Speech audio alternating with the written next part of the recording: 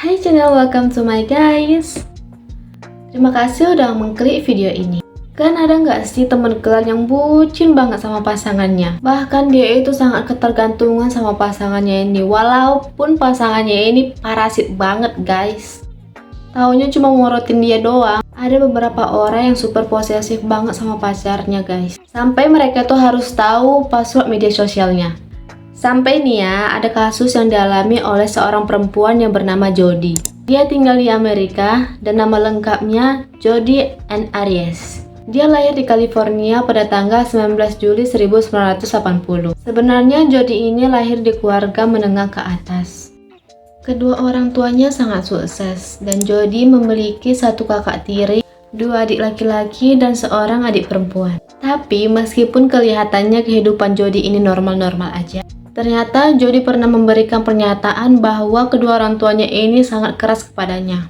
Bahkan orang tua Jody suka melakukan kekerasan kepada Jody sejak umur dia 7 tahun. Karena menurutnya orang tuanya ini suka memaksa-maksa dia gitu. Dan ayahnya itu suka main tangan, suka mukul dia pakai sapu atau pakai gesper gitu guys. Nah, sedangkan di sekolah Jody ini termasuk anak yang pintar. Tapi semenjak dia masuk SMP, nilai-nilainya itu mulai menurun. Semenjak dia mempunyai hobi bercocok tanam guys. Tapi di sini tuh bercocok tanamnya itu dengan arti yang sebenarnya ya. Mana si Jody ini menanam pohon ganjuy. Kalian tahu ganjuy kan? Tapi di sini emang dia tuh nggak tahu atau dia salah beli bibit atau kayak mana gitu kan. Pokoknya di kasus ini sampai melibatkan kepolisian. Jadi sejak kejadian itu, bawaan orang tuanya ini kayak parnoan aja gitu. Ya orang tuanya itu takut bahwasannya dia akan menjadi pencandu atau pengedar narkoba ya kan. Dan otomatis sikap orang tuanya menjadi berubah. Mereka menjadi hilang kepercayaan dan menerapkan peraturan yang ketat kepada Jody. Di SMA ternyata dia juga membuat drama nih guys. Sampai dia di drop out atau di DO dari sekolahnya. Ya karena dia tuh badung banget orangnya. Akhirnya karena dia nggak sekolah lagi, dia memutuskan untuk kerja sambilan. Dia bekerja di suatu restoran gitulah di California. Nah, disitulah dia bertemu dengan trainernya yang bernama Daryl Brewer. Daryl ini bisa dibilang kayak leader gitulah. Jadi dia itu sama-sama mengurus makanan dan minuman, tapi Daryl ini juga bertugas sebagai kayak ngasih gaji karyawan gitu guys, dan juga kasih training kepada setiap orang yang baru masuk. Saat mereka bertemu, Jody ini berusia sekitar 21 tahun, sedangkan Daryl berusia 40 tahun. Walaupun rentan usia mereka itu terpaut sangat jauh, mereka itu cinlok guys. Dan hubungan mereka itu dijalani dengan serius. Bahkan mereka patungan untuk membeli rumah setelah mereka 1 tahun pacaran. Ya namanya bule ya, mereka tinggal bareng aja dulu. Kalau masalah nikah ya belakangan aja ya kan.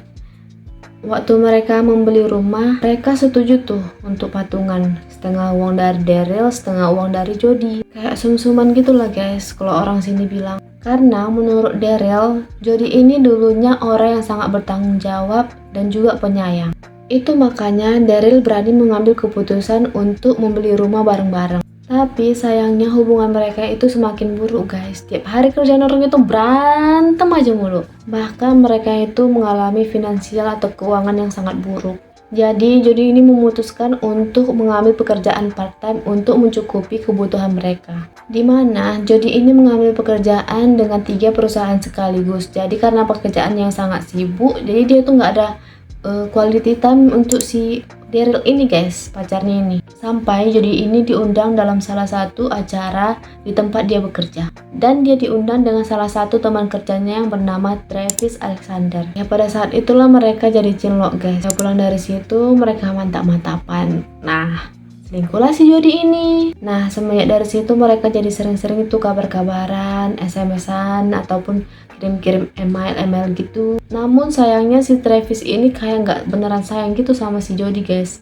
Kayak cuma dimanfaatin doang, alias kayak nafsu sesaat gitu.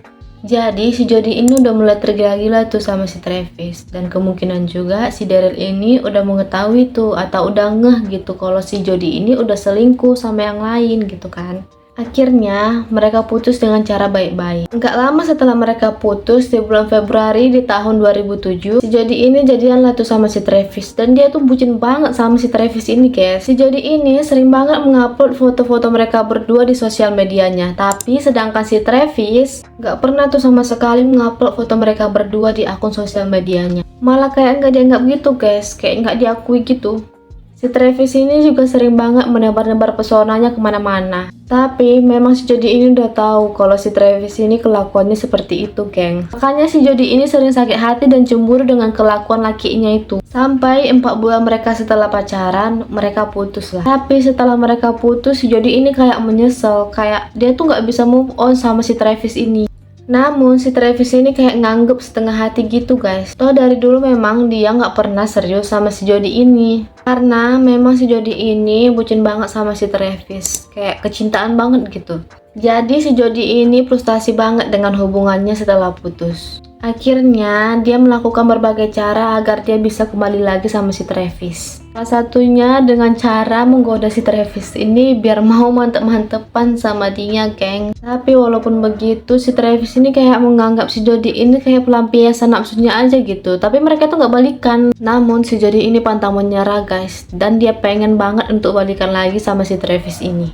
Si Travis ini jatuhnya juga masih sering tebar-tebar pesona ke wanita lainnya, geng. Dan si Jody ini jadi cemburu total dong. Sampai akhirnya dia mencoba untuk meretas akun sosialnya si Travis. Dia baca-baca tuh satu-satu chat-chat mereka. Dan sampai akhirnya dia juga mengancam itu perempuan yang dekat sama si Travis. Diteror tuh satu persatu. Bahkan dia pernah membocorkan ban mobilnya si Travis biar dia nggak jadi janjian sama perempuan yang udah janjian sama dia. Sampai si Jody ini masuk diam-diam ke rumah si Travis melalui pintu anjing yang kecil. Soalnya si Jody ini tahu bahwa si Travis ini bawa perempuan ke rumahnya, kayak mau ngelamprak gitu. Meskipun begitu, si Daryl ini masih tetap aja sering memakai si Jody. Ya alasannya ya karena dasar kebutuhan. Tapi memang si Jody ini yang duluan menggoda si Travis. Dengan cara dia masuk diam-diam ke rumah si Travis melalui pintu anjing itu.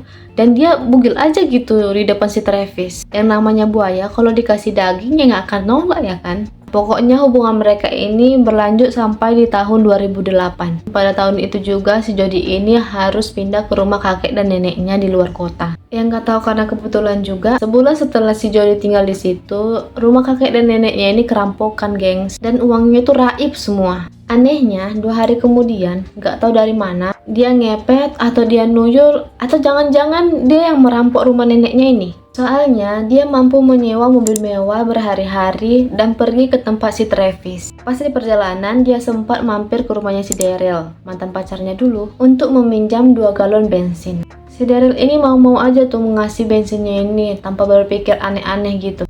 Tapi semenjak kejadian itu si Travis ini menghilang, gengs. Jadi rekan-rekan kerjanya itu ceritanya mau menghubungi dia, tapi sama sekali nggak ada jawaban dari si Daryl ini, gengs. Akhirnya pada datang tuh ke rumahnya untuk menjenguk. Kirain itu sakit atau gimana kan. Pas mereka mengetuk pintu, nggak ada satupun orang yang menyambut kedatangan mereka.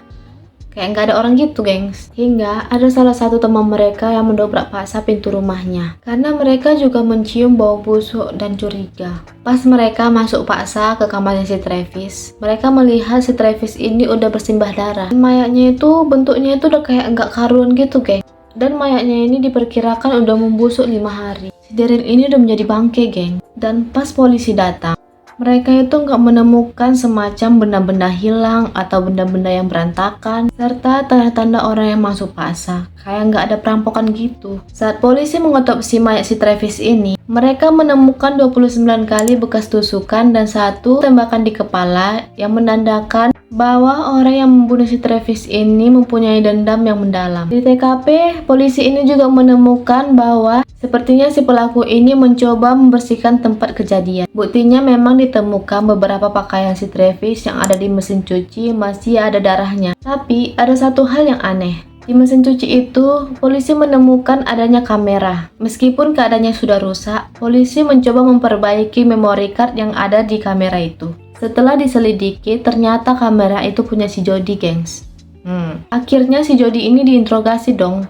Dia ngeles, geng. Dia bilang dia nggak pernah lagi mampir ke rumah si Travis. Dia bilang dia cuma muter-muter di daerah situ lah sama kawannya. Polisi curiga dong. Ya ngapain kau muter-muter doang di situ? Bukan hanya karena masalah kamera dan muter-muter tadi. Jadi ini tiba-tiba kayak semacam ganti rambut gitu, gengs, dan motong-motong kukunya. Kayak mau menghilangkan ciri-ciri barang bukti gitu. Namun akhirnya masalah ini bisa dipecahkan setelah polisi sudah memperbaiki memory card yang ada di kamera tadi. Dimana di situ ada foto si Travis yang diambil pada saat-saat terakhirnya. Dan pada saat itu polisi ini mencoba mengira-ngira apa aja yang terjadi pada saat itu. Menurut polisi, si Jody ini datang ke tempatnya si Travis dan mereka itu melakukan mantap-mantapan dulu nih. Setelah si Travis sudah selesai, dia mandi tuh. Nah, pas mandi itu, disitulah dia dihabisi. Digorok, geng, lehernya sama si Jody. Polisi juga mengira pembunuhan ini adalah pembunuhan berencana. Soalnya, si Jody ini sengaja membawa 2 galon minyak dari si Daryl tadi untuk datang ke tempat si Travis. Yang ternyata itu adalah alibi si Jody ini, biar nggak ngisi bensin di pom bensin terdekat di situ. Intinya, biar dia tuh nggak terdeteksi atau terlihat di daerah rumahnya si Travis ini, geng. Dan di TKP itu ditemukannya sidik jari dan rambut si Jody. Namun, walaupun begitu, si Jody ini tetap nggak mau ngaku. Tapi polisi ini nggak mau nyerah, gengs.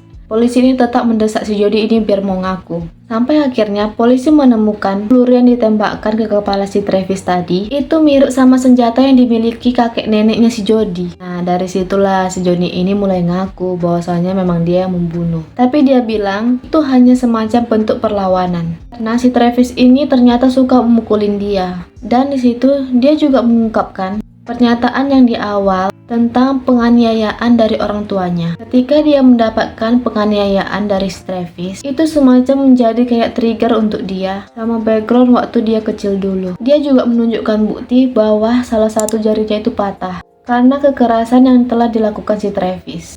Tapi sebenarnya si Jody ini kayak semacam frustasi dan stres kalau cintanya ini tidak dibalaskan. Sementara si Travis ini masih tetap aja main sama cewek lain.